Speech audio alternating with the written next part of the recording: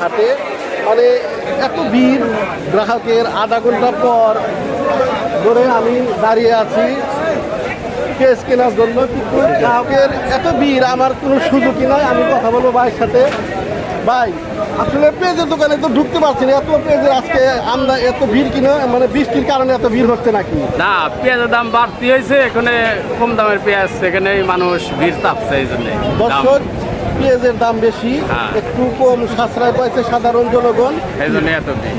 তার জন্য ওই দোকানে উপরে বাড়া ভিড়। আমি কথা বলবো আরো কিছু ভাইয়ের সাথে, আমি দেখাচ্ছি। দেখেন পেঁয়াজের অনেক ভিড়।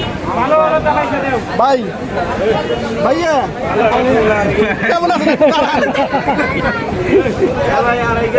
দর্শক, আমার সাথে কথা বলার মতো সময় ভাইয়ের নাই, ভাইয়ের সাথে কথা বলবো। ভাই দেখছেন, ভাইকে বলছি একটু আমার সাথে কথা বলে, মানে পেঁয়াজের দোকানে এত ভিড়, মানে আমার সাথে কথা বলার মতো সুযোগ ভাই আমাকে দিল না। মানে এত পেঁয়াজের দোকানে ভিড় কারণ কি? মানে এতদিন যে বৃষ্টি হয়েছে এর জন্য হয়তো পেঁয়াজের দাম বৃদ্ধি ছিল, হয়তো একটু সস্তা পাইছি আমরা, এই জন্য আগের দর্শক একটু সস্তার কারণে পেঁয়াজের দাম কম, এই জন্য পেঁয়াজের দোকানে একটু ভিড়। আমার ভিডিওটা যদি ভালো লাগে অবশ্যই শেয়ার করবেন। ধন্যবাদ।